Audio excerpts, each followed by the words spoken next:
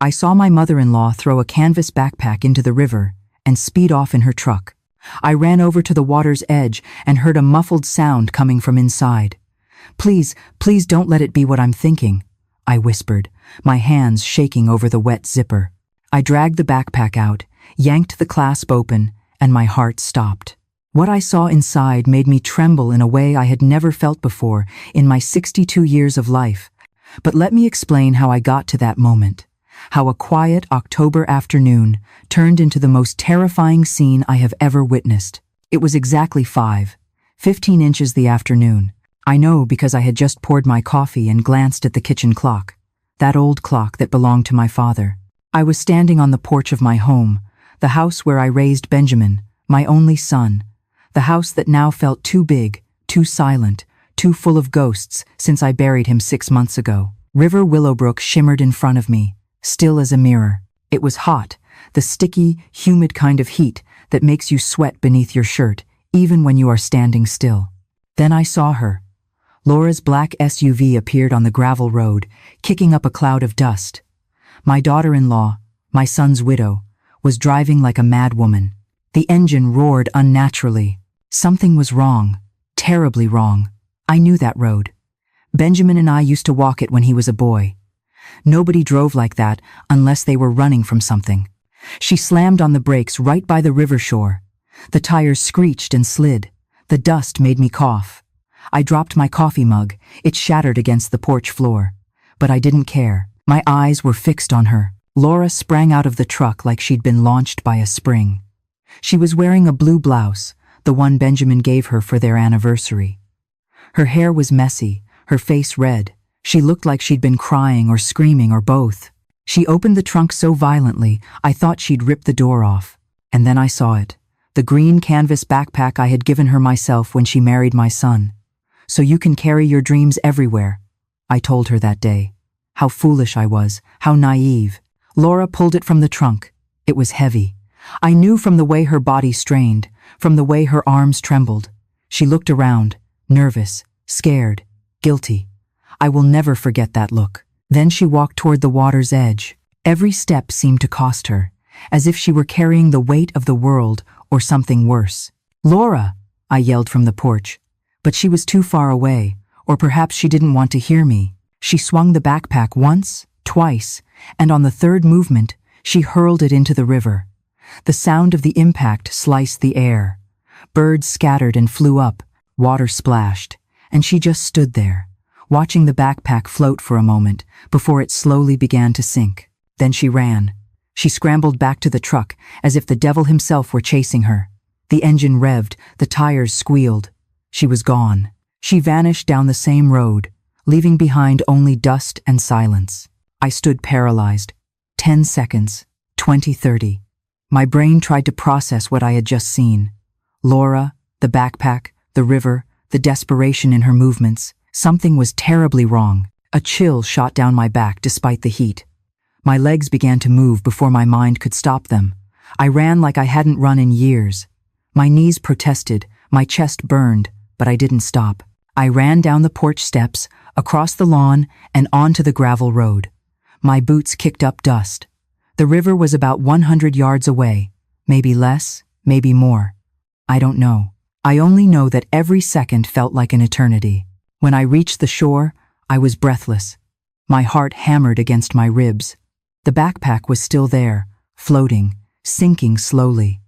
The canvas was soaked, dark, and heavy. I waded into the water without thinking. The river was cold, much colder than I expected. It reached my knees, then my waist. The mud on the bottom sucked at my feet. I almost lost a boot. I stretched out my arms, grabbed one of the straps of the backpack, and pulled. It was unbelievably heavy, as if it carried rocks inside, or something worse. I didn't want to think about what worse could be. I pulled harder. My arm shook, and water splashed onto my face. Finally, the backpack budged. I started dragging it toward the shore, and then I heard it. A faint, muffled sound coming from inside the case. My blood froze. No, it couldn't be. "Please, God, don't let it be what I'm thinking," I whispered. I pulled faster, more desperately. I dragged the backpack onto the wet sand of the shore and fell to my knees beside it. My hands searched for the zipper. It was stuck, wet, perhaps rusted. My fingers slipped. "Come on, come on, come on," I repeated through gritted teeth. Tears began to blur my vision. I forced the zipper once, twice. It burst open. I lifted the lid, and what I saw inside made the entire world stop. My heart completely stopped beating. Air clogged in my throat. My hands flew to my mouth to stifle a scream. There, wrapped in a soaked green blanket, was a baby, a newborn, so tiny, so fragile, so still. His lips were purple, his skin pale as wax, his eyes closed. He wasn't moving. Oh my God, no. My hands trembled so violently I could barely hold him.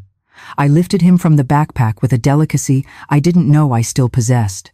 He was cold, so cold. He weighed less than a bag of flour. His little head fit in the palm of my hand. The umbilical cord was still attached, tied with a piece of string. String? Not a medical clamp? Common string. As if someone had done this at home, in secret, without any help. "No, no, no," I whispered over and over. I put my ear to his chest. Silence. Nothing. I pressed my cheek against his nose, and then I felt it. A sigh so weak I thought I had imagined it. But it was there.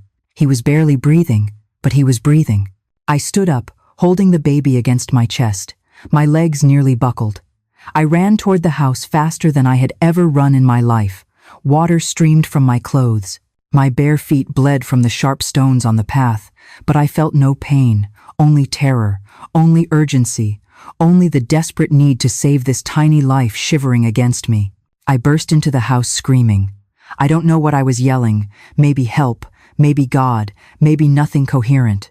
I grabbed the kitchen phone with one hand while holding the baby with the other. I dialed 911. My fingers slipped on the buttons. The phone almost fell twice. 911. "What is your emergency?" said a woman's voice on the other end. "A baby," I cried out between sobs. "I found a baby in the river. He's not responding. He's cold. He's blue. Please, please send help." "Ma'am, I need you to calm down. Tell me your address." I gave her my address, the words tumbling out. The operator asked me to place the baby on a flat surface. I swept the kitchen table clear with one frantic motion. Dishes, papers, everything fell to the floor. Nothing mattered. I placed the baby on the table, so small, so fragile, so still. "Is he breathing?" I asked the operator, my voice a sharp, high shriek I didn't recognize. "You tell me. Look at his chest. Is it moving?" I leaned down. Barely, so barely, a movement so subtle I had to strain to see it. "Yes, I think so. Very little." "Good. Listen to me carefully. I'm going to guide you. I need you to get a clean towel and dry the baby very gently, then wrap him up to warm him. The ambulance is on its way." I did as she said. I grabbed towels from the bathroom. I dried his little body with clumsy, desperate movements. Every second felt eternal. I wrapped the baby in clean towels. I picked him up again, cradled him against my chest. I started rocking him without realizing it, an ancient instinct I thought I'd forgotten. "Hold on," I whispered to him. "Hold on, please. They're coming. They're coming to help you." The minutes the ambulance took were the longest of my life. I sat on the kitchen floor with the baby against my chest. I sang. I don't know what I was singing. Maybe the same song I used to sing to Benjamin when he was small. Maybe just nonsense sounds. I just needed him to know he wasn't alone, that someone was holding him, that someone wanted him alive. The sirens broke the silence. Red and white lights flashed through the windows. I ran to the door. 2 paramedics jumped out of the ambulance. An older man with a gray beard and a younger woman with dark hair pulled back in a ponytail. She took the baby from my arms with an efficiency that broke my heart. She checked him quickly, pulled out a stethoscope, and listened. Her face showed no emotion, but I saw her shoulders tense. "Severe hypothermia, possible water aspiration. We need to move him now," she said to her partner. They placed him on a tiny stretcher, fitted him with an oxygen mask. Their hands worked fast, connecting wires, monitors, things I didn't understand. The man looked at me. "Are you coming with us?" It wasn't a question. I climbed into the ambulance. I sat on the small side seat, unable to stop looking at the baby, so tiny among all those machines. The ambulance started up, sirens wailing. The world blurred past the windows. "How did you find him?" the paramedic asked while still working. "In a backpack in the river. I saw someone throw it in." She looked up, stared at me, then looked at her partner. I saw something in her eyes. Concern, perhaps suspicion, maybe pity. "Did you see who it was?" I opened my mouth, then closed it. Laura, my daughter-in-law, my son's widow, the woman who had cried at Benjamin's funeral as if the world had ended, the same woman who had just tried to drown a baby. How could I say that? How could I believe it myself? "Yes," I finally said. "I saw who it was." We reached City General Hospital in less than 15 minutes. The emergency doors burst open. A dozen people dressed in white and green surrounded the stretcher. They yelled numbers, medical terms, orders. They rushed the baby through a set of double doors. I tried to follow them, but a nurse stopped me. "Ma'am, you need to stay here. The doctors are working. We need information." She led me to a waiting room, cream walls, plastic chairs, the smell of disinfectant. I sat down, trembling from head to toe. I didn't know if it was from the cold of my wet clothes or from the shock. Probably both. The nurse sat down across from me. She was older than the paramedic, maybe my age. She had kind wrinkles around her eyes. Her badge read Karen Lewis. "I'm going to need you to tell me everything that happened," she said softly. And I told her every detail, from the moment I saw Laura's truck until I opened the backpack. Karen took notes on a tablet. She nodded. She didn't interrupt. When I finished, she sighed deeply. "The police will want to talk to you," she said. "This is attempted murder. Maybe worse. Attempted murder." The words floated in the air like black birds. My daughter-in-law, my son's wife, a killer. I couldn't process it. I couldn't understand it. Karen put her hand over mine. "You did the right thing. You saved a life today." But it didn't feel that way. It felt like I had discovered something terrible, something I couldn't put back in the dark, something that would change everything forever. 2 hours passed before a doctor came out to speak to me. He was young, perhaps 35, with deep circles under his eyes and hands that smelled of antibacterial soap. "The baby is stable," he said, "for now. He's in the neonatal intensive care unit. He suffered severe hypothermia and aspirated water. His lungs are compromised. The next 48 hours are critical." "Is he going to live?" I asked, my voice sounding broken. "I don't know," he said with brutal honesty. "We're going to do everything we can." The police arrived half an hour later. 2 officers, a woman in her 42nd with her hair in a tight bun, and a younger man taking notes. The woman introduced herself as Detective Mia Carter. She had dark eyes that seemed to see right through lies. They asked me the same questions over and over from different angles. I described the truck, the exact time, Laura's movements, the backpack, everything. Mia looked at me with an intensity that made me feel guilty, even though I hadn't done anything wrong. "And you are certain that was your daughter-in-law?" "Completely certain." "Why would she do something like that?" "I don't know. Where is she now?" "I don't know." "When was the last time you spoke to her before today?" 3 weeks ago, on the anniversary of my son's death." Mia wrote something down. She exchanged a look with her partner. "We are going to need you to come to the precinct to make a formal statement tomorrow, and you cannot contact Laura under any circumstances. Do you understand?" I nodded. "What would I tell her anyway? Why did you try to kill a baby? Why did you throw him in the river like trash? Why? Why? Why?" The officers left. Karen came back with a blanket and a hot cup of tea. "You should go home, rest, change your clothes." But I couldn't leave. I couldn't leave that baby alone in the hospital. That baby I had held against my chest, who had drawn his last hopeful breath in my arms. I stayed in the waiting room. Karen brought me dry clothes from the hospital supply, nurse's scrubs, and an oversized t-shirt. I changed in the bathroom, looked at myself in the mirror. I looked like I had aged 10 years in one afternoon. I didn't sleep that night. I sat in that plastic chair, watching the clock. Every hour, I got up and asked about the baby. The nurses gave me the same answer: stable, critical, fighting. At 3 inches the morning, Pastor John Ellis appeared. The pastor from my church. Someone must have notified him. He sat next to me in silence. He didn't say anything for a long time. He was just there. Sometimes that is all you need. A presence, proof that you are not completely alone in hell. God puts trials in our path, he finally said. This doesn't feel like a trial, I replied. It feels like a curse. He nodded. He didn't try to convince me otherwise, and I appreciated that more than any sermon. As the sun began to rise, I knew that nothing would ever be the same. I had crossed a line.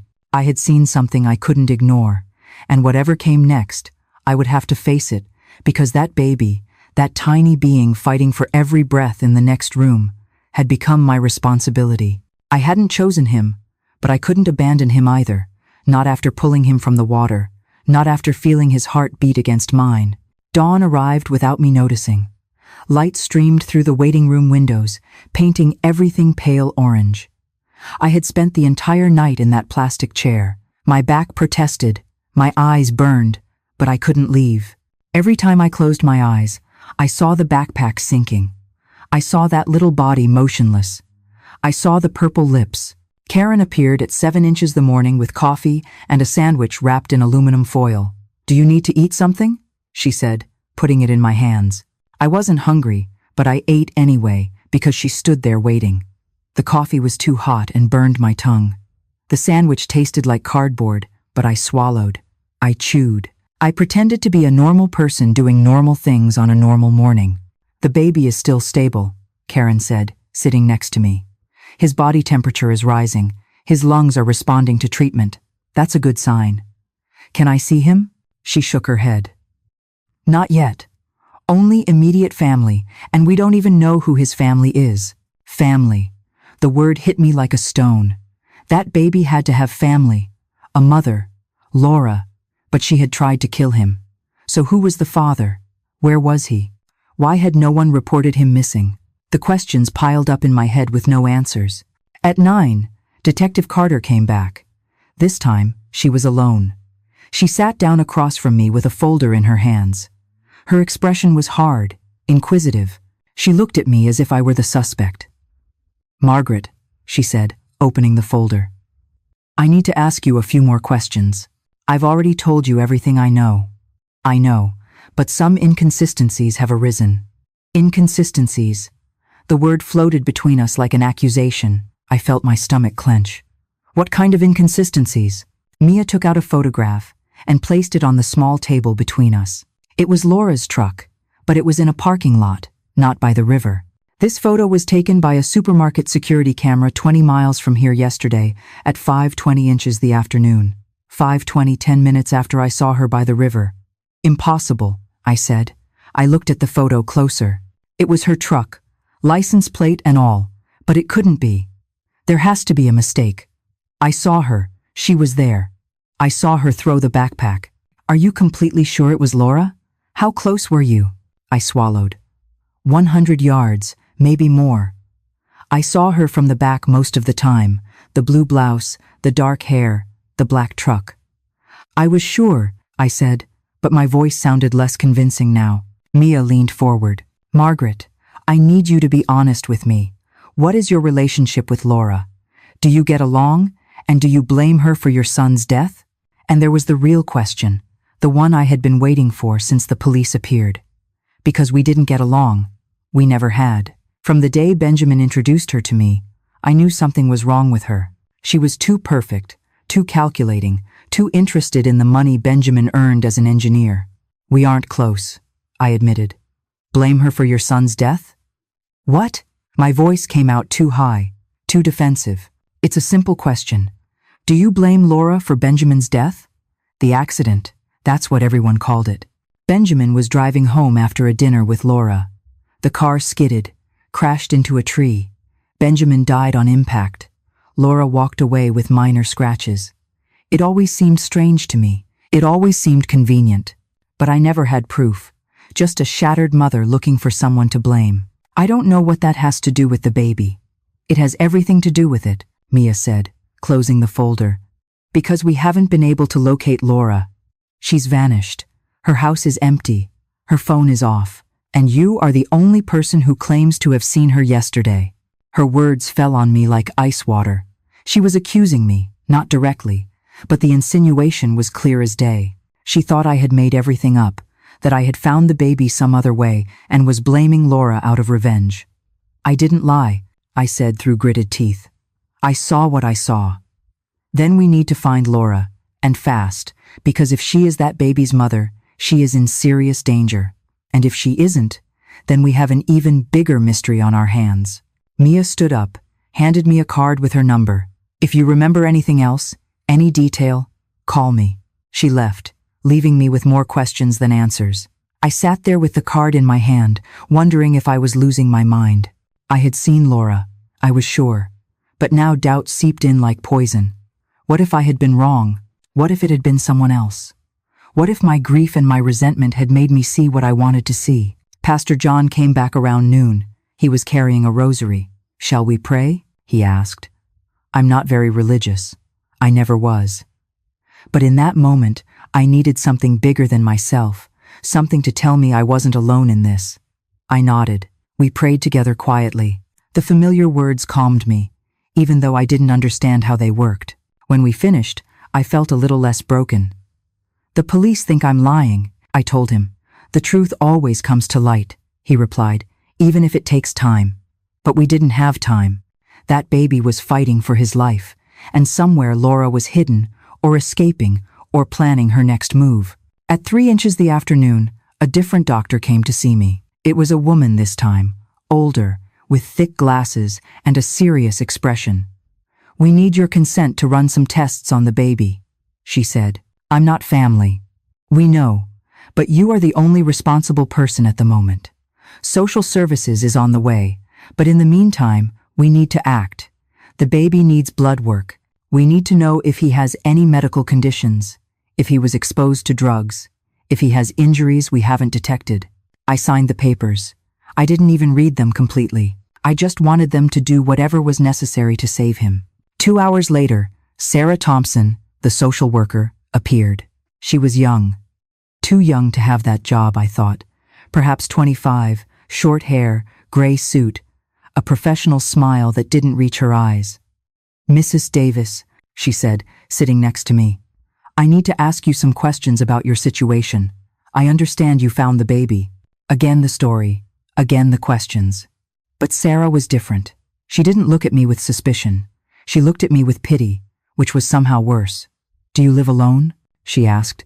"Yes." "Do you have a stable income?" "I have my late husband's pension and some savings." "Criminal record?" "No." "Mental health issues? Depression? Anxiety?" I hesitated. After Benjamin died, I took antidepressants for 3 months. My doctor said it was normal, that grief sometimes needed chemical help. I stopped when I started feeling better. "I had depression after my son's death," I admitted. "But it passed."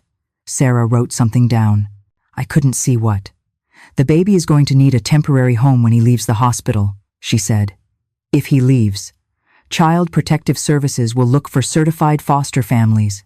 In the meantime, he will remain in state custody." State custody. Those words broke something inside me.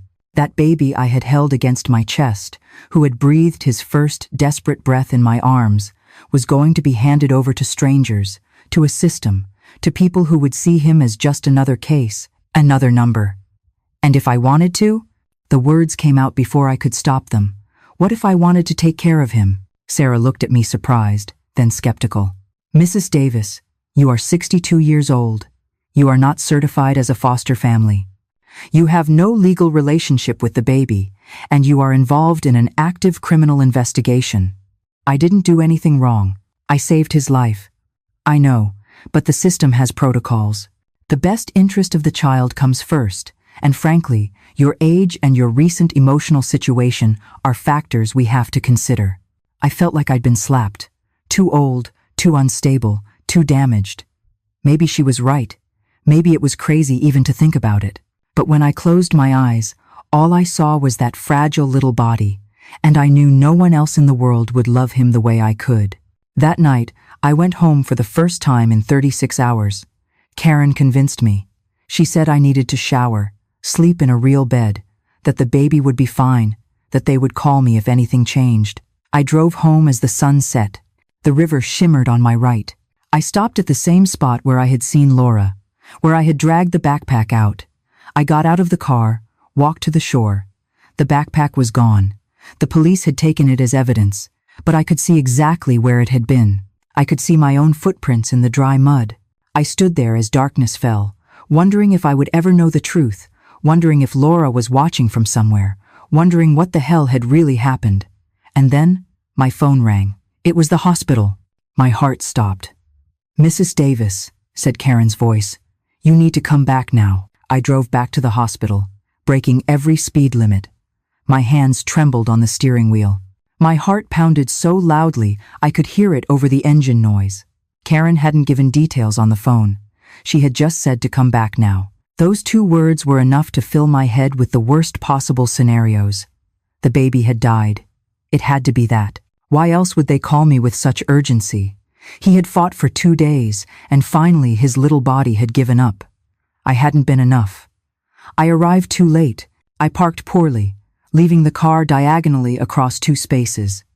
I ran toward the emergency doors. Karen was waiting for me at the entrance. Her expression was serious. But there was something else, something I couldn't decipher. "He's alive," she said immediately, as if she knew exactly what I was thinking. "The baby is alive, but you need to come with me." She led me down hallways I didn't know. We went up to the 3rd floor, past the neonatal intensive care unit. We kept walking. Finally, we reached a small conference room. Inside were Detective Carter, Sarah the social worker, and a man I didn't know. He was older, perhaps 60. He wore a dark suit and glasses. He had the face of a lawyer. "Please sit down," Mia said, gesturing to a chair. I sat down. My legs felt like jelly.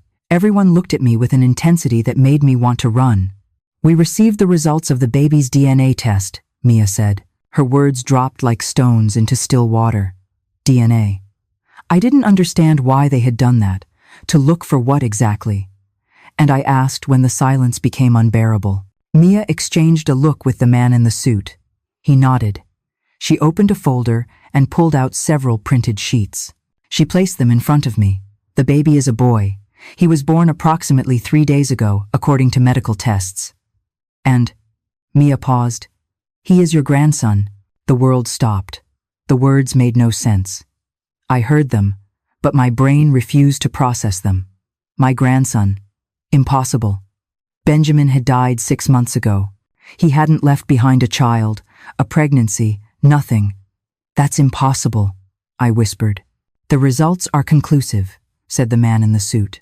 "I am Dr. Robert Klein, a specialist in forensic genetics. We ran the tests twice to be sure. The baby shares approximately 25% of his DNA with you. He is definitely your biological grandson, Benjamin's son." Benjamin's son. My Benjamin. I felt like someone had hit my chest with a hammer. Benjamin had a son he never knew, a son someone had tried to drown in a river. But how? My voice sounded distant. "Benjamin died 6 months ago. Laura never said anything about a pregnancy." "Exactly," Mia said, leaning forward. "Laura was pregnant at the time of the accident, according to our calculations. She became pregnant approximately 1 month before Benjamin's death, which means she knew." The room was spinning. Laura knew she was pregnant when Benjamin died. Why didn't she say anything? Why did she hide the pregnancy for 9 months? Why did she give birth in secret and then try to kill her own child? "I don't understand," I said. Tears began to cloud my vision. Why would she do something like that? He's her son, Benjamin's son. "That's what we need to figure out," Mia said. "But there's more. Margaret, I need you to listen very carefully to what I'm about to tell you now." I braced myself. I didn't know for what, but I knew what was coming would be worse. "We've been investigating your son's accident, and there are inconsistencies, big inconsistencies." "What kind of inconsistencies?" "Benjamin's car was examined after the accident. The official report said it was a skid due to rain, but we asked for it to be reviewed again. They found evidence of tampering with the brakes. Someone sabotaged it." The word dropped like a bomb. Sabotage. Murder. My son hadn't died in an accident. He had been murdered. "Laura," I said. It wasn't a question. She is our primary suspect, Mia admitted. But we need proof, and we need to find her. She has completely vanished. She hasn't used her phone. She hasn't touched her bank accounts. It's as if she evaporated. I got up from the chair. I needed to move. I needed air. I walked to the window. Outside, the city glowed with millions of lights. Normal life, normal people, while I was trapped in this nightmare. My son, I whispered against the glass. My baby. She killed him. No one answered. There was nothing to say. I felt a hand on my shoulder. It was Sarah. There's something else you need to know, she said softly. About the baby. About his future. I turned around. Her eyes were kind but sad. Since the baby is your biological grandson, you have legal rights. You can apply for custody. But she raised a hand before I could speak. It will be a long process. There will be evaluations, home visits, psychological interviews, and in the meantime, the baby will remain in state care. No. The word came out like a roar. You are not going to take him away from me. He's all I have left of Benjamin. He's my grandson, my blood. I understand, Sarah said. Believe me, I do. But the system has protocols, and after everything that has happened, we need to ensure the baby is safe. He'll be safer with me than with any stranger. Perhaps, but that decision is not up to me. It's up to a judge and the welfare of the child. Dr. Klein spoke for the first time since his initial revelation. There's another factor we must consider. The baby suffered severe trauma, hypothermia, near drowning. The next few weeks will be critical for his development. He will need specialized care, therapy, constant medical follow-up. I'll do whatever it takes, I said. Whatever it takes. Mia stood up. Margaret, I need you to understand something. You are not a suspect. We believe your story. But you also can't simply keep the baby because he's your grandson. There is a legal process, and in the meantime, our priority is finding Laura. We need you to help us. How? Think. Did Laura ever mention any special place, any property, any friend or relative she might be hiding with? I closed my eyes. I thought about all the conversations I'd had with Laura during the 3 years she was married to Benjamin. They had been few, superficial. She never talked about her family. Whenever I asked, she changed the subject. It was as if her life had begun the day she met Benjamin. She has an aunt, I said suddenly, near the state line. Benjamin mentioned her once, said Laura grew up with her. Name? I don't know, Benjamin never said. It's a start, Mia said. We'll investigate. Everyone left, except Karen. She stayed with me in that cold, empty conference room. Do you want to see your grandson? She asked. I nodded, unable to speak. She led me through security doors to the neonatal intensive care unit. She had me scrub my hands, put on a sterile gown. Then she guided me to an incubator in the corner, and there he was. My grandson, Benjamin's son, so small, so fragile, connected to tubes and wires, but alive, breathing, fighting. He had Benjamin's dark hair, Benjamin's nose, Benjamin's long fingers. Can I touch him? I whispered. Yes, just be gentle. I put my hand through the opening of the incubator. I touched his little hand. It was so soft, so warm. His tiny fingers closed around my index finger, a reflex, but it felt like a promise. Hello, little one, I whispered. I'm your grandma, and I promise I'm going to protect you. No one is ever going to hurt you again. I swear it on your daddy's memory. Karen put her hand on my shoulder. He needs a name, she said softly, for the hospital records, until we find the mother or a judge decides. Benjamin had wanted to name his first son Noah, a strong, powerful name. He had told me once during a Christmas dinner, if I ever have a son, I'm going to name him Noah. Noah, I said. His name is Noah. I stayed there all night, sitting next to the incubator, holding his hand, singing him the songs I used to sing to Benjamin, promising him a future I didn't know if I could give him, but promising it anyway, because now I knew the truth. This baby wasn't a stranger I had found by chance. He was my blood, my family, everything I had left of my murdered son, and I wasn't going to let anyone take him away, not the system, not Laura, not anyone. The following days were a bureaucratic hell. I woke up every morning at 5. I showered, got dressed, and drove to the hospital. I spent the day next to Noah's incubator, and in the evenings, the visits came. Lawyers, social workers, police, all with folders, all with questions, all deciding if I was good enough to raise my own grandson. Sarah showed up on the third day with a list of requirements.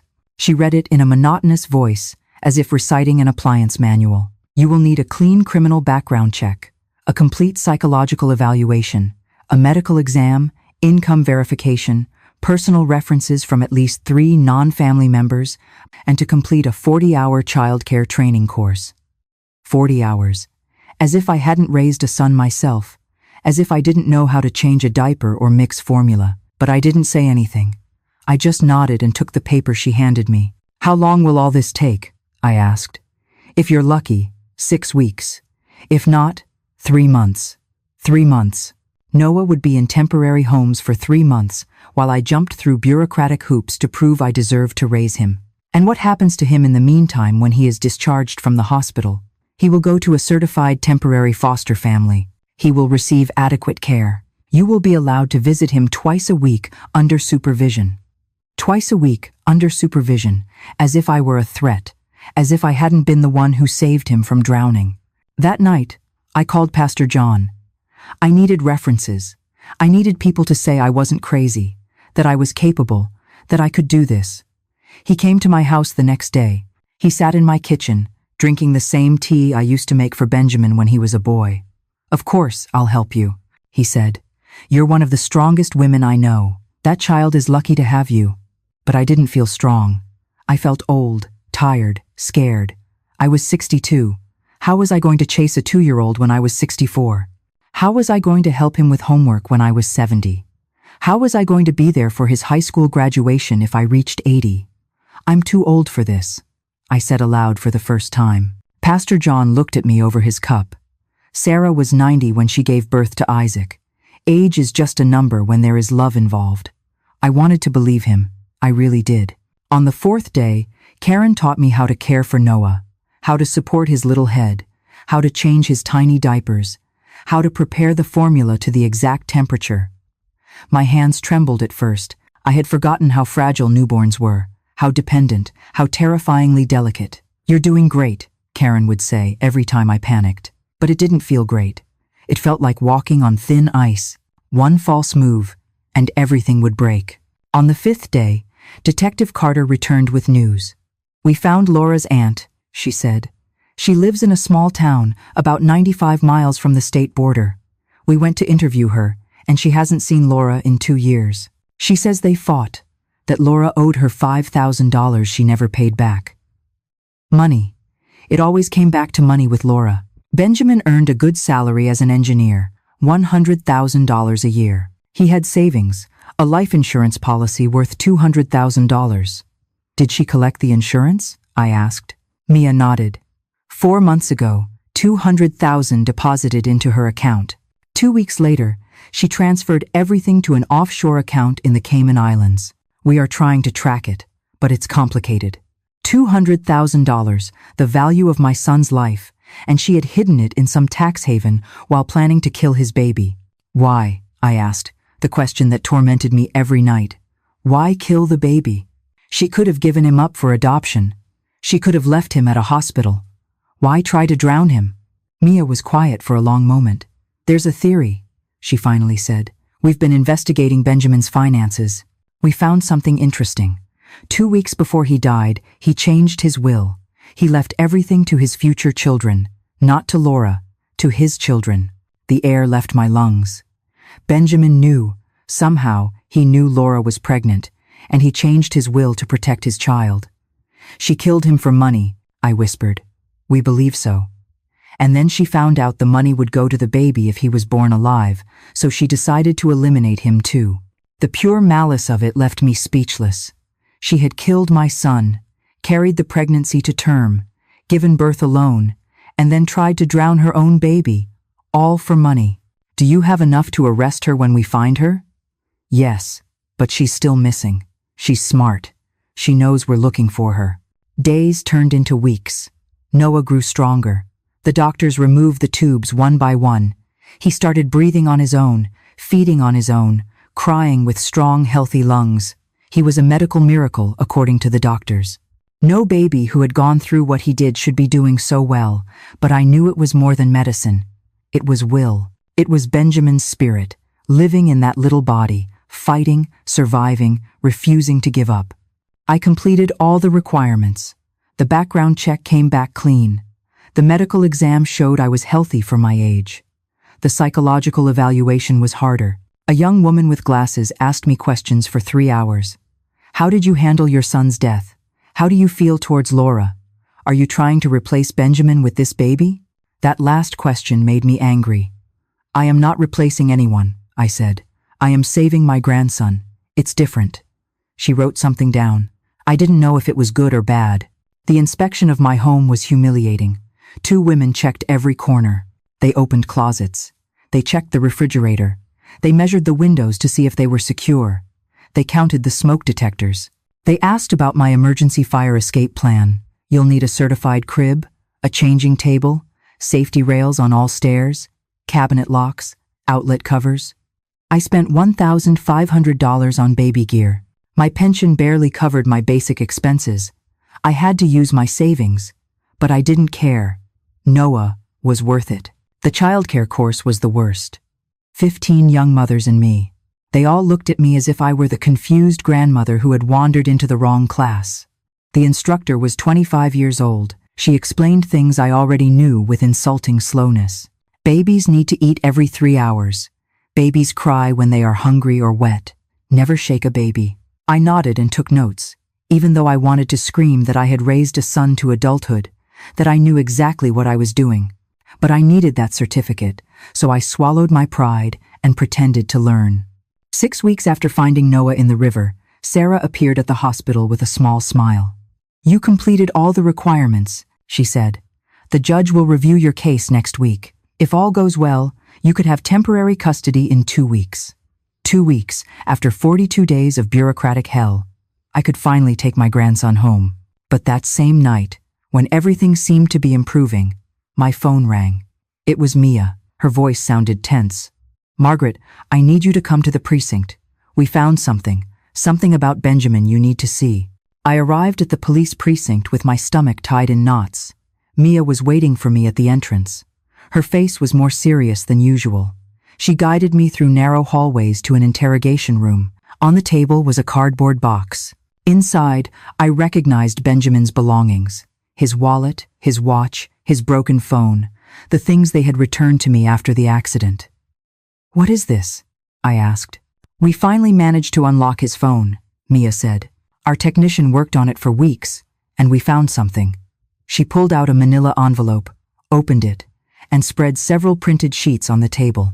They were screenshots of text messages between Benjamin and Laura, dated 2 weeks before his death. I read the first one from Benjamin to Laura. We need to talk. I saw the baby stuff. Laura's reply. I don't know what you're talking about, Benjamin. Benjamin. I found the pregnancy test in the bathroom again. Why didn't you tell me? A 3-hour silence. Then Laura. I wasn't ready to tell you. I was scared. Benjamin. Scared of what? I'm your husband. We're going to be parents. This is wonderful. Another silence. Then Laura. I don't want to have it. I felt like someone had hit me. I kept reading. My hands trembled. Benjamin. What do you mean you don't want to have it? Laura. I'm not ready. I don't want to be a mother. I want to travel, live, not be tied down by a baby. Benjamin. He's our son. It's not a mistake. Don't say that, please. We can make it work. I'll help you. My mom will help us. Laura. I don't want help. I want my life back. The messages became more intense. Benjamin pleading, Laura resisting, until I reached the final exchange the day before the accident. Benjamin. I spoke with a lawyer.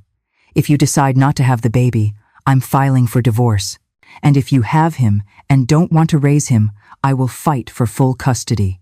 I'm not going to let you hurt my son. Laura. You're going to regret this, Benjamin. Benjamin. Is that a threat?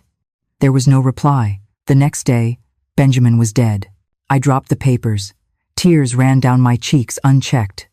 She killed him, I said. She killed him because he was going to protect the baby. We believe so, Mia said. And there's more. We reviewed Laura's phone calls from that week. She made 3 calls to an independent mechanic, Victor Harris. We brought him in for questioning. And what did he say? Nothing at first.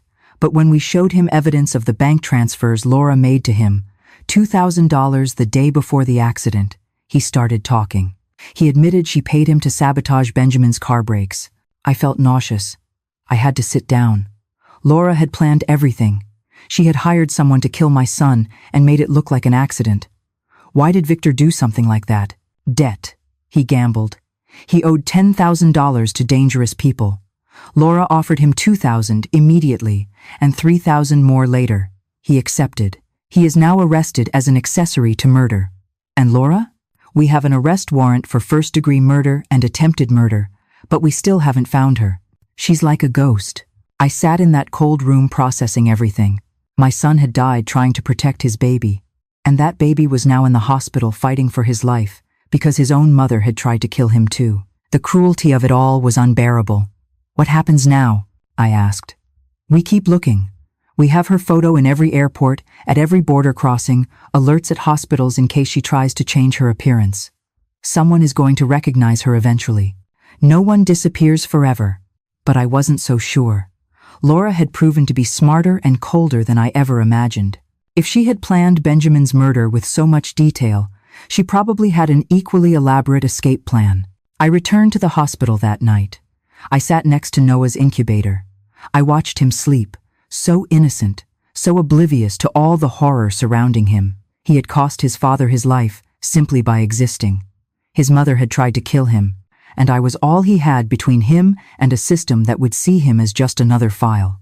Your daddy loved you, I whispered to him. He died protecting you, and I'm going to finish what he started. I promise you. Karen appeared with coffee. She sat next to me in silence for a while. I heard about the messages, she finally said. I'm so sorry. I didn't know Benjamin could be so strong, I said. He was always gentle, kind. But in those messages, he was a warrior willing to fight for his son. Love does that, Karen said. It turns you into someone stronger than you thought possible. She was right. I was feeling it myself. I had never considered myself particularly strong, but now I was fighting the system, fighting time, fighting a fugitive killer, all for this baby. The next few days were all about preparation. I converted Benjamin's room into a room for Noah. I removed the rock band posters, the soccer trophies, the college photos. I painted the walls a soft yellow. I installed the new crib, the changing table, the musical mobile that played lullabies. It was painful dismantling my son's sanctuary, but necessary. Benjamin was gone. Noah was alive, and he needed a space to grow. Pastor John came to bless the room. He sprinkled holy water in the corners.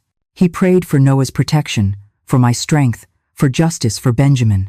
God has a plan, he said, even if we don't always understand it.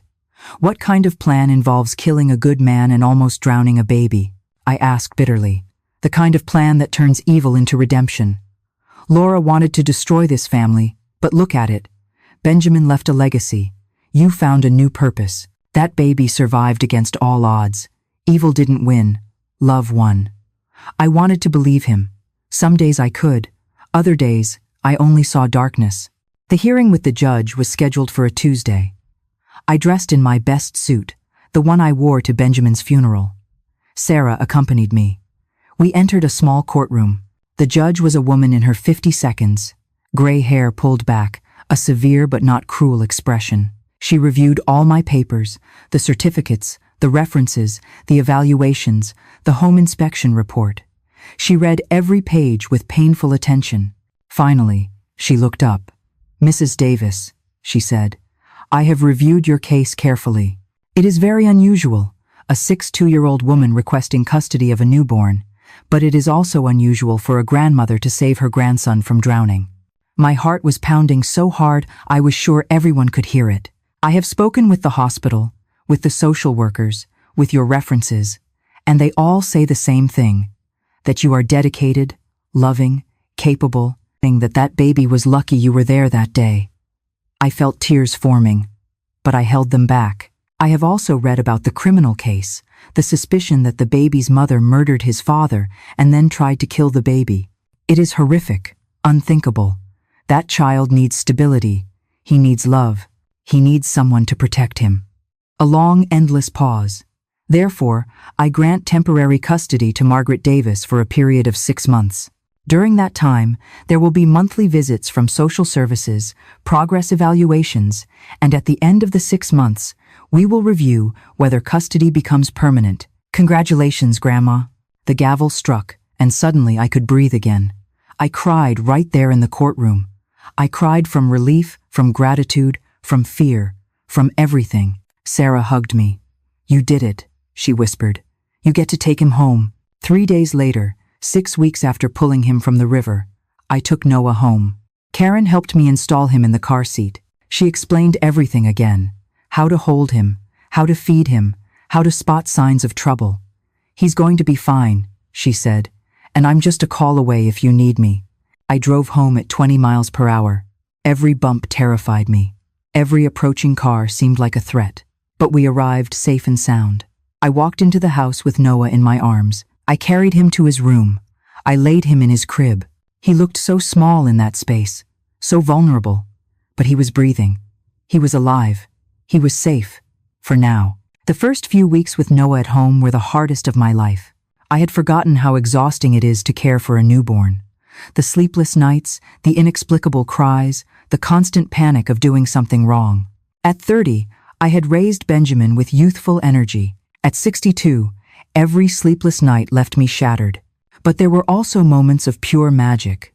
When Noah grabbed my finger with his little hand, when he stopped crying upon hearing my voice, when he opened those dark eyes that were identical to Benjamin's and looked at me as if I were his whole world. In those moments, I knew every second of exhaustion was worth it. Karen came 3 times a week. She taught me tricks I had forgotten. How to get him to burp easier, how to swaddle him tightly so he would sleep better, how to read his different cries. She became more than a nurse. She became a friend, a lifeline. You're doing an amazing job, she would tell me every time. But I didn't feel amazing. I felt terrified. Every strange noise at night made me jump. Every car that passed slowly in front of my house made me nervous. Laura was still free somewhere, and although the police said she had probably fled the country, I couldn't shake the feeling that she was close. Watching, waiting, I installed new locks on all the doors, security cameras on the porch, and an alarm connected directly to the police. I spent another $800 I didn't have, but Noah's safety was priceless. One night, 3 weeks after bringing him home, I found something. I was organizing Benjamin's belongings that I had stored in boxes. His clothes, his books, his papers. At the bottom of a box, I found a worn green canvas journal. I didn't know Benjamin kept a diary. I opened it with trembling hands. The first pages were from years ago, thoughts about his job, his friends, nothing important. But then I reached the entries from the last year, the year he met Laura. I met someone today, read an entry from 4 years ago. Her name is Laura. She's beautiful, smart, mysterious. There's something about her I can't quite figure out. She intrigues me. I kept reading. The entries about Laura became more frequent. Benjamin was in love, completely captivated, but there were also doubts. Sometimes I feel like I don't really know her. She never talks about her family. When I ask, she changes the subject. It's as if her life began the day we met. Another entry. I found Laura looking through my bank statements. She said she was just curious, but something felt wrong. Why would she check that without asking first? And then, the one that chilled me to the bone, dated 1 month before his death. Laura is pregnant. I found the test, but when I confronted her, she was furious. She said she doesn't want to have it, that it will ruin her life. How can she say that? It's our son. I changed my will today. Everything will go to the baby. I don't trust Laura with money. Not after seeing how she spends $400 on shoes, $1,000 on bags. She always wants more. But a baby is not an accessory. It's a life, and I'm going to protect it no matter what. The last entry was from the day of his death. Laura threatened me today. She said I would regret pressuring her about the baby. I don't know what she means, but it scares me. I'm going to talk to Mom tomorrow, tell her everything. Maybe she can help me figure out what to do. I just know I can't let Laura hurt our son. I will always protect him. He never got the chance to talk to me. He died that night, and I never knew he needed help, that he was scared, that he had seen the danger coming but not fast enough. I'm sorry, I whispered to the journal. I am so sorry, my love. I should have noticed. I should have seen that something was wrong. But I couldn't change the past. I could only protect the future. I took the journal to Mia the next day. She read the whole thing. Her jaw tightened with every page. This is crucial evidence, she said. It proves premeditation. It proves motive. When we find Laura, this will sink her. When will you find her? I asked. It's been almost 2 months. Mia sighed. We're doing everything we can, but she's smart. She probably used fake documents to leave the country. She could be anywhere. But 3 days later, everything changed. I was feeding Noah when my phone rang. It was an unknown number. Normally I wouldn't answer, but something made me pick up. Hello, I said. Silence, breathing. Then a voice I recognized immediately. Margaret. Laura. My blood ran cold. I almost dropped Noah. I looked around the room as if she might be hiding in the shadows. Where are you? I managed to say. It doesn't matter where I am. What matters is that I have something you want, and you have something I want. You have nothing I want. I have the truth, she said, about what really happened with Benjamin, about why I did what I did. I bet you want to know. I already know the truth. I read Benjamin's diary. I know you killed him for money. I know you're a monster. A cold, humorless laugh. A monster? How dramatic. You don't know anything, Margaret. Benjamin wasn't the saint you think he was. Don't you dare, I roared. Don't you dare speak ill of my son. Okay, you're going to call the police? Go ahead. By the time I hang up this call, I'll be gone. I use disposable phones. I'm not stupid. My mind raced. I had to keep her talking. I had to record this somehow. I put the phone on speaker. I grabbed my cell phone with my free hand. I started recording. What do you want, Laura? I want my son. Your son? You tried to drown him. It was a mistake, a moment of madness. I was scared, confused. I had just given birth alone. I didn't know what I was doing. But I'm better now.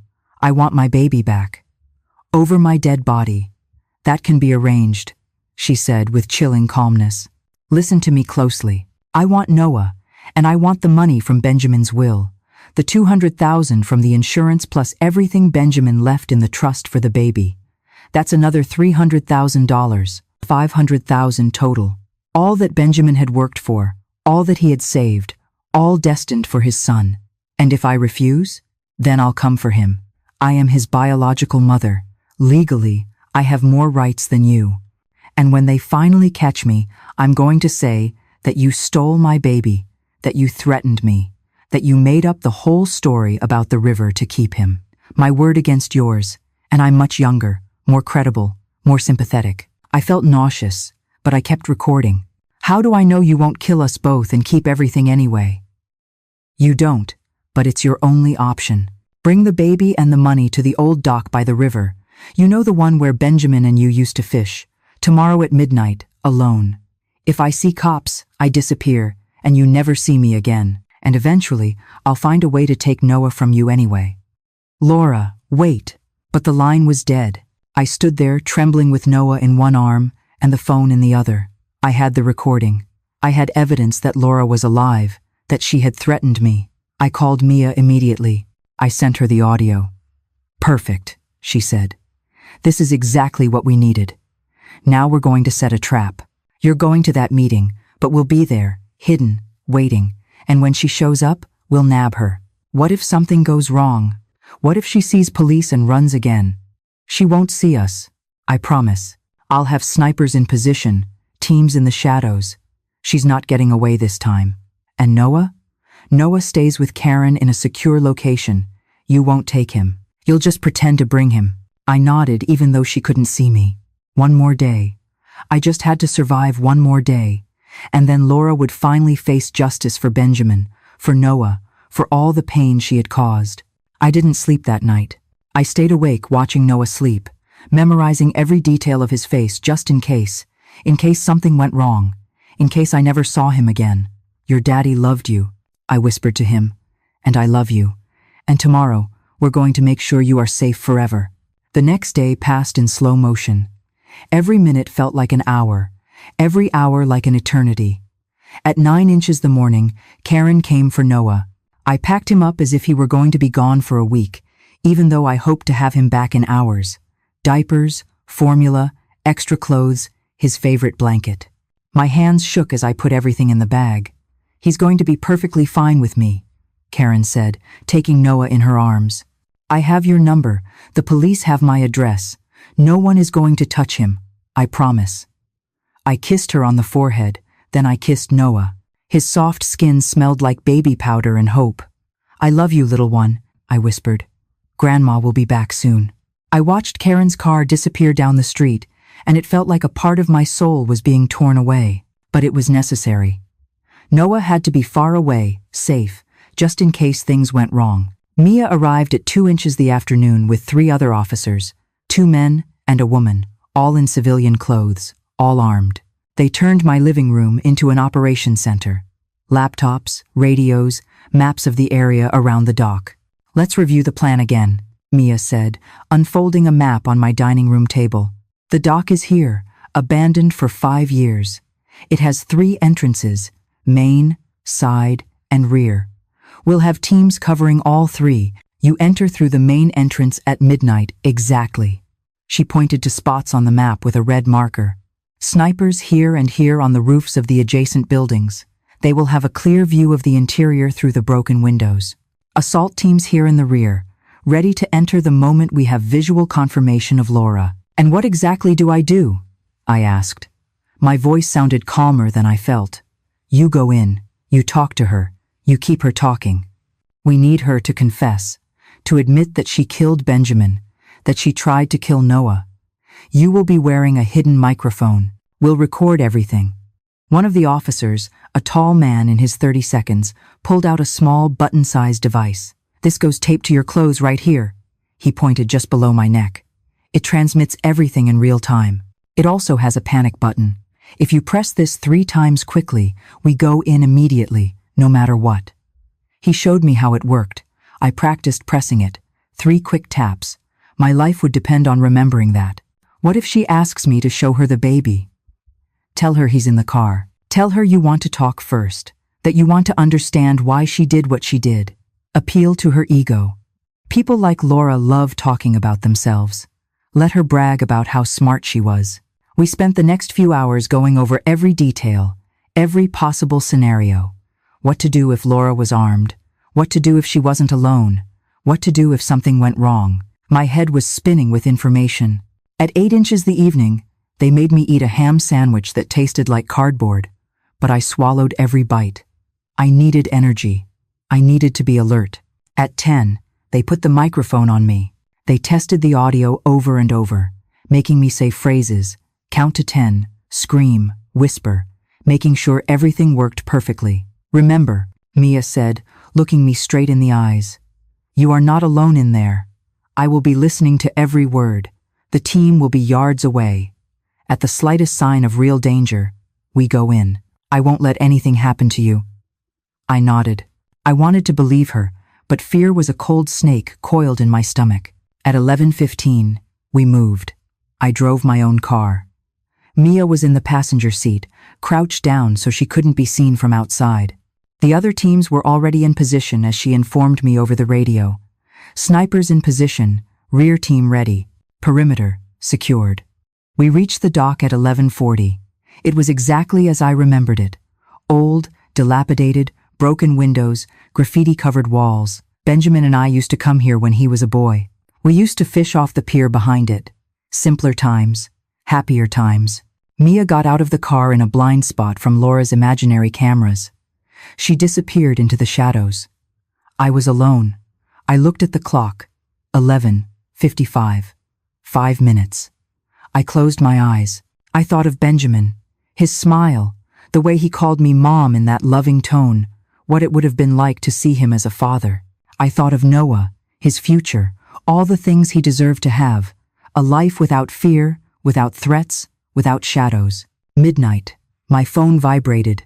A text message from an unknown number. Come in alone now. I got out of the car. The night air was cold. I could see my breath. I walked toward the dock's main door. Every step sounded too loud in the silence. The door was ajar. I pushed it. It squeaked. The sound echoed off the empty walls. Inside was dark, almost completely black. Only a little moonlight entered through the broken windows, creating strange shadows. "Laura," I called out. My voice sounded small, scared. "Close the door," a voice said from the shadows, Laura's voice. I closed the door. My eyes slowly adjusted to the darkness, and then I saw her standing in the center of the dock. She was wearing dark clothes, black jeans, a hooded sweatshirt. She looked different, thinner, her hair cut short, dyed blonde. But it was her. "You came," she said. She sounded almost surprised. "You said you wanted to talk." "I wanted my son and the money. Where are they?" "I want answers first. I want to know why. Why did you kill Benjamin? Why did you try to kill Noah?" She laughed, that same cold sound I had heard on the phone. "Why do you think, Margaret?"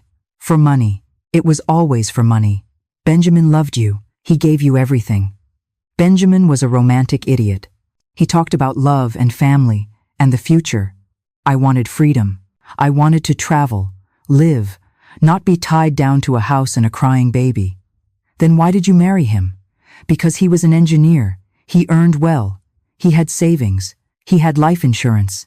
It was an investment. I was going to wait 5 years, divorce him, take half of everything. But then I got pregnant, and it ruined my plan." Her words were venom. Everyone burned me. "You told him you didn't want the baby." "Of course I didn't want him. But Benjamin became impossible. He changed his will, everything to the baby, so I had to adapt. If Benjamin died while I was pregnant, I'd collect the insurance, but the baby would inherit the rest. So the solution was simple. Kill Benjamin, have the baby, kill him too, keep everything." She was confessing everything, every word recorded, transmitted. The police were listening. But I needed more. "You hired Victor to sabotage the brakes. $2,000. Cheap, considering they gave me $200,000 from the insurance.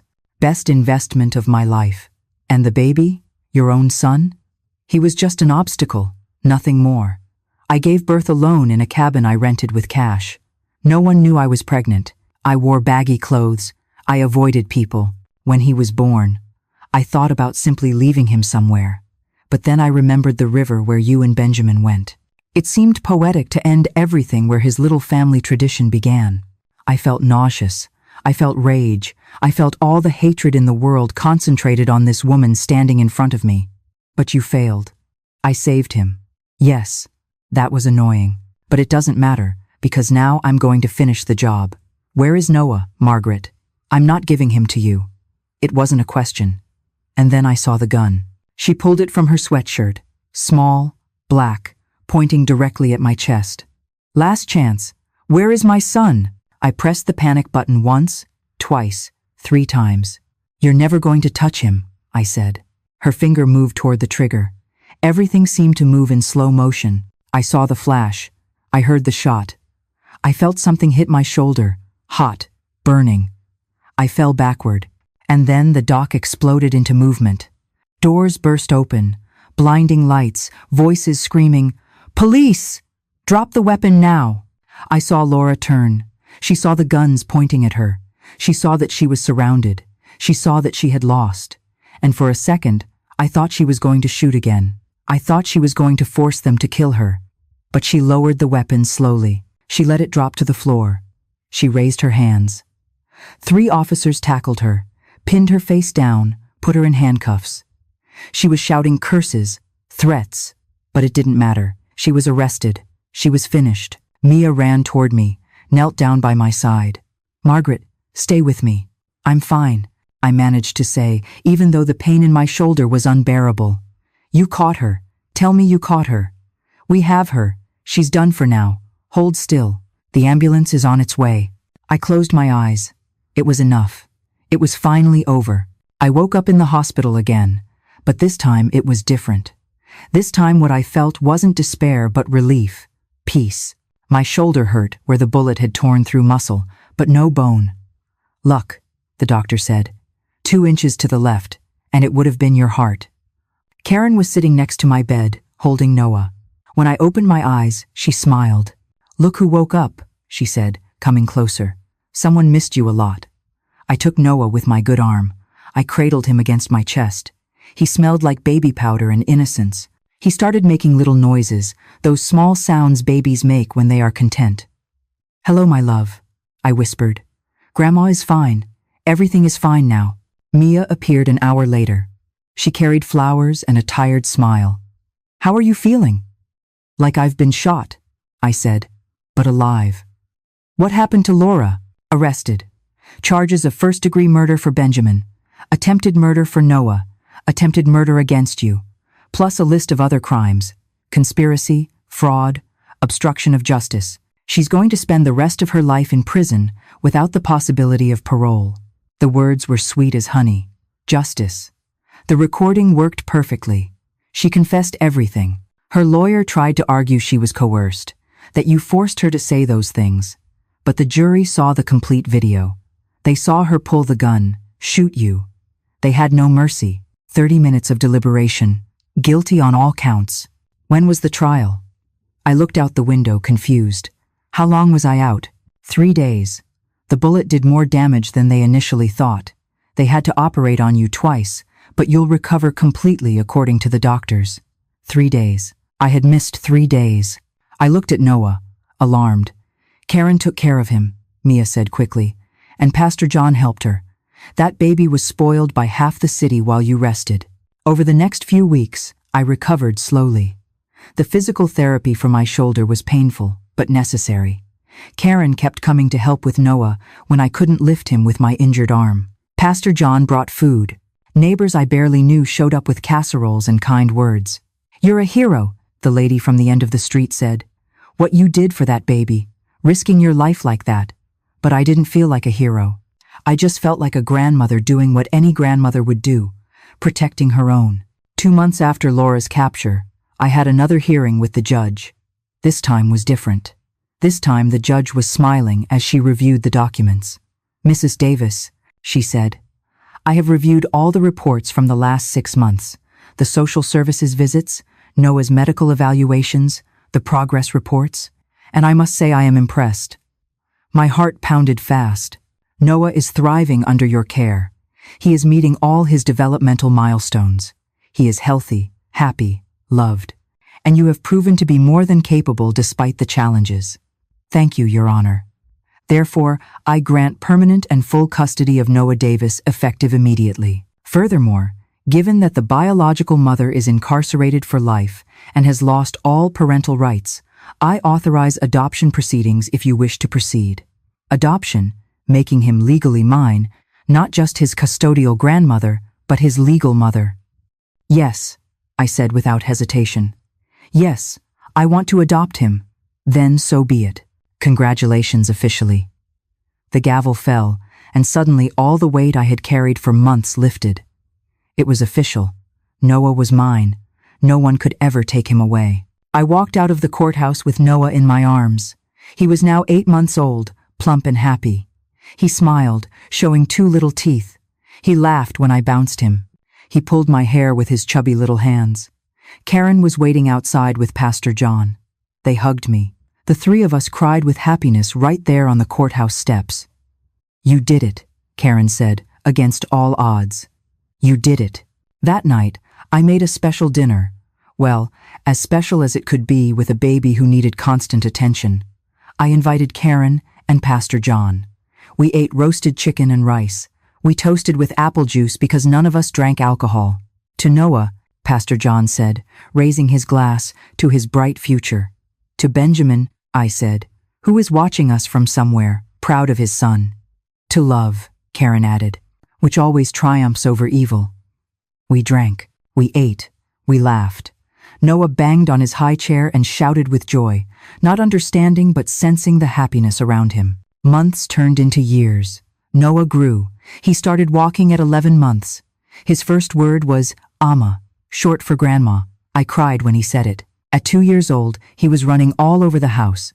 At 3, he started preschool. Every milestone was a miracle. Every day a gift. I talked to him about Benjamin constantly. I showed him photos. I told him stories. Your daddy was good. I would tell him, brave. He loved you even before he met you. He gave his life protecting you. Daddy hero, Noah would say in his little voice. Yes, my love. Daddy was a hero, and you are going to grow up to be just as good, just as brave, just as loving. I never told him about Laura. That would come later, when he was older, when he could understand. For now, he just needed to know he was loved, that he was wanted, that there were people who had fought for him. On Noah's 5th birthday, we held a party in the yard. We invited all the neighborhood kids. There were balloons, cake, presents. Noah ran among his friends laughing, so full of life, so different from the blue, still baby I had pulled from the river 5 years ago. Karen sat next to me on the porch watching the celebration. What are you thinking about? She asked. About that day, I admitted. About how I could have been 5 minutes late. How I might not have looked out the window at the exact moment. How everything could have been different. But it wasn't. You found him. You saved him. It was your destiny or Benjamin's, I said. Sometimes I think he guided my eyes to the river that day. That somehow he knew I would be there. That he could trust me to protect his son. Maybe, Karen said. Or maybe you're just an incredibly brave woman who refused to give up. That night, after everyone left, after Noah fell asleep exhausted from so much excitement, I sat alone in the living room. I looked at the photos on the wall. Benjamin as a baby, Benjamin graduating, Benjamin on his wedding day, and next to them new photos.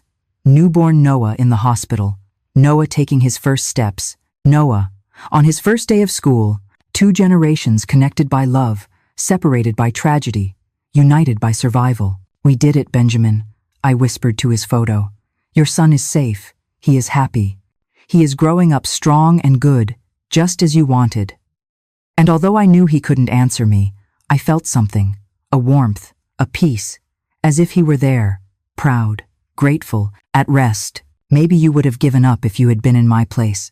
Maybe you would have thought you were too old, too tired, too broken. Or maybe you would have done exactly the same thing. Because that's what love does. It makes you stronger than you thought possible. It makes you fight when all seems lost. It makes you find hope in the deepest darkness. I don't know what the future holds. I know there will be challenges. I know there will be hard days. I know raising a child at my age won't be easy. But I also know that every day with Noah is a gift. Every smile, every hug, every I love you, Grandma.